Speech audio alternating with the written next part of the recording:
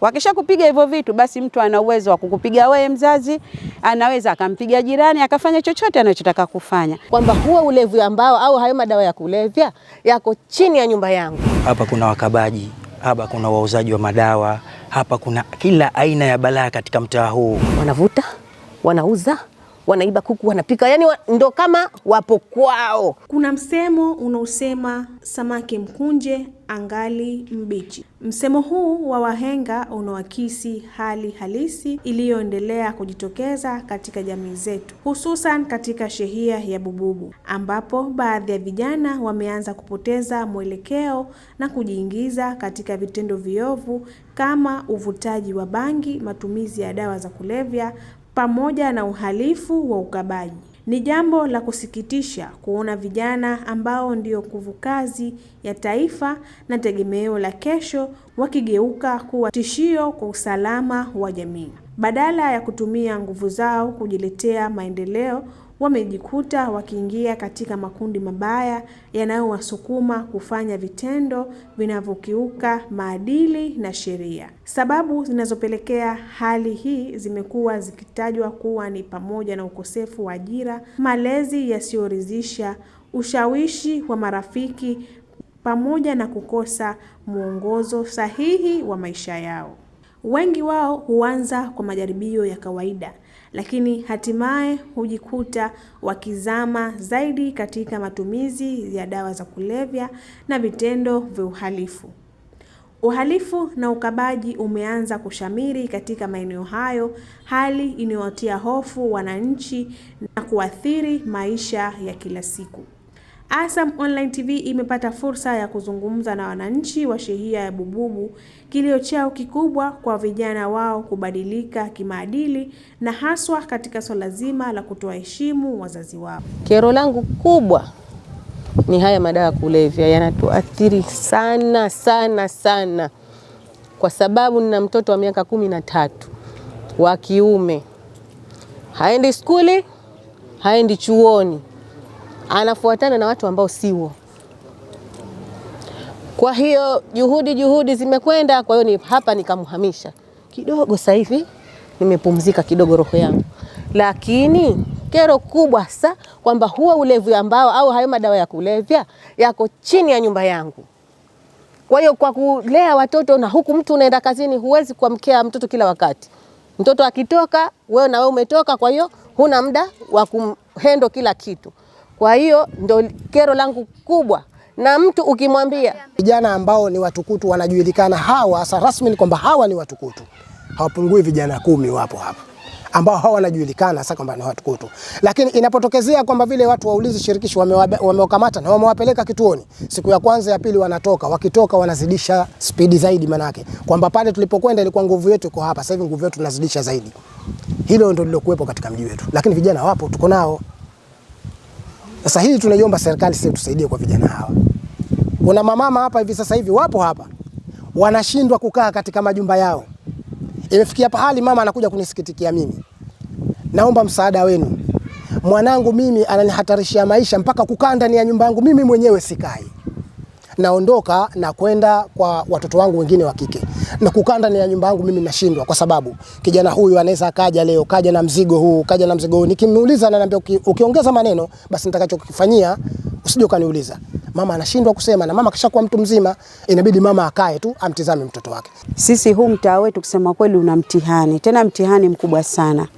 Kwa sababu watoto wadogo, mtoto miaka 12, miaka 15 tayari anajiingiza kwenye madawa ya kulevya. Yaani mtoto wako akifika umri wa miaka 12 tu, basi we akili yako inakuwa tena hapo, iwe inafanya kazi kweli kweli au iwe haifanyi kazi kwa kumfikiria yeye.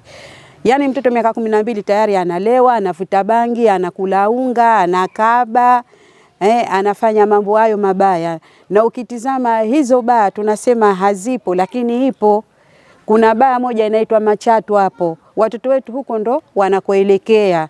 Yaani wakishaanza kuingia kwenye ulevi, basi huko ndo sehemu yao kubwa iko jeshini hapo. Yaani hiyo baa kiukweli ndo inayotuharibia huu mtaa wetu. Na mtu ukimwambia jamani tufanye njia ya kuondosha hawa, anakwambia hawa ni vijana wetu, tutapeleka wapi?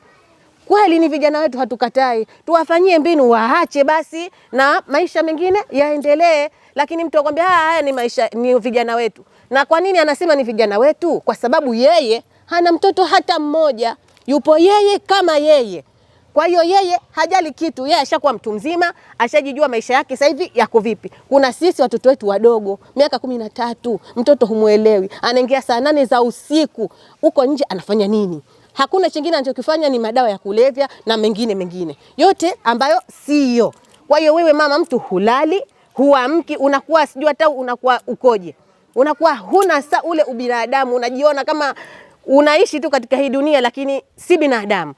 Kwa hiyo hilo ndio kero letu kubwa, na sheha anajua na askari wanakuwa wanakuja. Sasa tunaiomba serikali ijitahidi kuzuia hichi kitu, kwa sababu kama itazuia serikali hichi kitu kiwe hakipatikani, hao watoto watapata wapi hivi vitu kufanya hayo matukio? Na hawawezi kufanya matukio mpaka tayari hao wamepiga hivyo vitu. Wakisha kupiga hivyo vitu, basi mtu ana uwezo wa kukupiga wewe mzazi, anaweza akampiga jirani, akafanya chochote anachotaka kufanya. Kwa hiyo tunachoomba serikali itutizame kwa jicho la huruma, kijichi tumeangamia. Aidha, kwa upande wa aliyekutwa na mkasa wa ukabaji, ndugu Shemsa Ali Yazid anatoa ushuhuda wake uliomkuta katika harakati zake za kila siku. Hichi hapa ndicho kilichomkuta. Mimi kawaida huwa nafanya kazi usafi hapo Chuo Kikuu Mwalimu Nyerere. Sasa nilitoka alfajiri, siku zote huwa tunatoka saa 11. Nilikuwa natoka alfajiri naenda zangu kazini.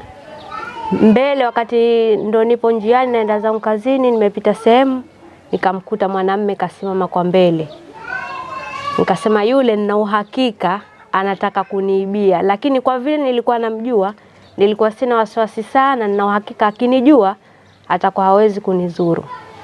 Kwa hiyo nikaenda, nilipofika mbele kweli akatoa kisu akanisimamisha, akasimama kwa nyuma.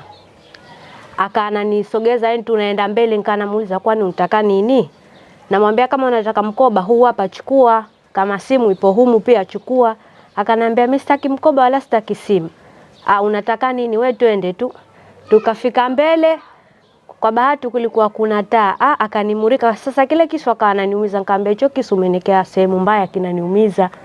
Mpaka naongea nikamwambia hujanijua mie nani? Aliponitazama akasema kumbe wewe Dashem, samahani nilikuwa sijakujua. Nikamwambia kumbe ndo kawaida yako. Akasema leo tu bahati mbaya. Kwa hiyo siku zote unatoka muda huu? Nikamwambia ehe.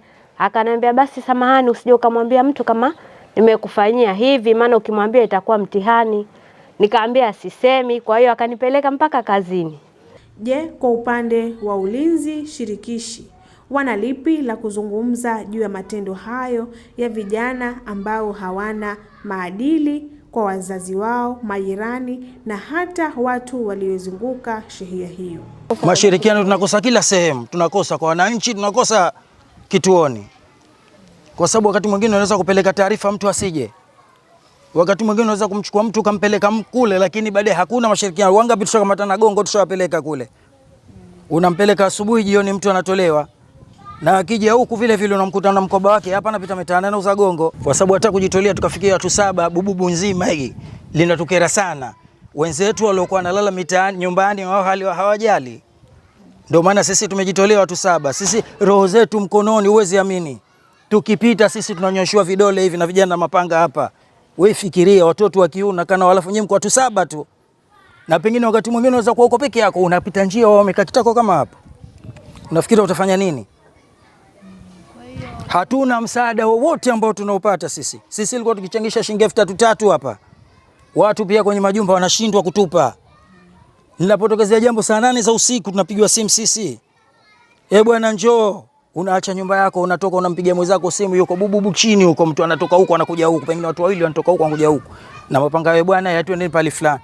Tunakwenda kuna 1 2 3, sasa usiku utafanya vipi? Twendeni. Lakini tunashindwa kupewa mashirikiano sisi. Na sisi tumeshindwa bila tuliacha njiani. Hivi sasa hivi tunawatumia watu wa msikitini. Huo hapo nyuma. Ukipeleka taarifa tu, bwana swala ya Isha au magharibi, watu wakitoka mtaa wote unavuma huu. Bakora mtu anayesema kwa bakora hailei mwana muongo. ilikuwa shwari. Ukiwaambia leo hivi watu wa msikitini, bwana we, tayari saa 10 baada ya salati alasiri, kule hakai mtu kule. Wote si magharibi siisha, hakai mtu. Humu ilikuwa tele humu. Baraza zao zote humu, kila unapopita unaogopa. Lakini hizi taarifa zenu tupelekeeni. Au wakuu wa vituo na wengine wafanye hizi kazi. Wasije mara moja wakaona watu wamekimbia wakaridhika. Wafanye kazi. Wazee wale pale, watoto wao wale pale wanaogopa hata kwenda makazini. Watu wao kuja kuharibiwa. Watoto kila wakati humu wako hivi tu. Kile unamsache na madonge, alikuwa ana skanka, ana bangi, anauza gongo. Watu wanauza gongo kama wanauza chai mtaa huu. Mwisho wa haya yote, sheha wa shehia ya Bububu ndugu Suwelo Malik Juma anazungumza juu ya hatua ambazo anazichukua pindipo anapopata malalamiko kwa wananchi kuhusu tabia hizo.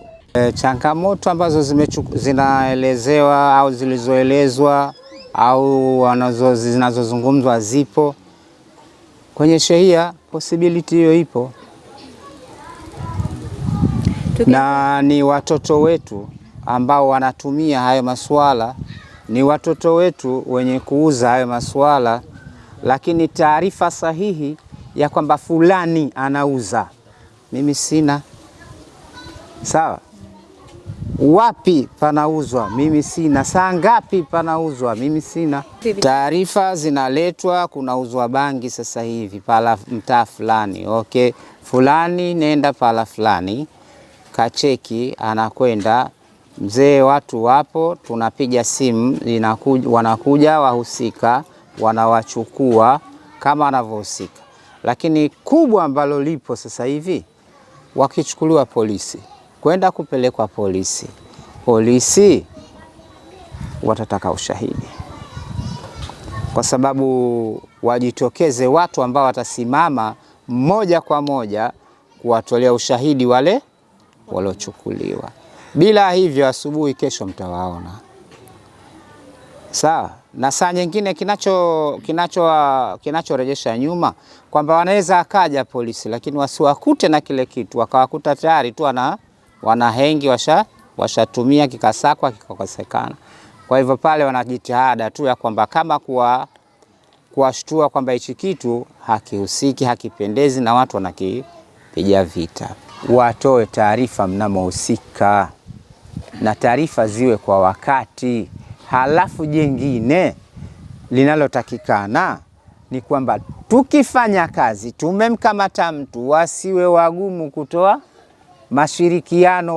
Wasifikirie kwamba nimepeleka salamu kwa shehe aje kuchukuliwa fulani ndio hiyo imetosha. Simkamati mimi wala haji nyumbani kwangu, yule anakaa polisi. Polisi wanawahitaji wao wakatoe ushahidi tosha na maelezo kuhusu namna gani ya zile kudhia.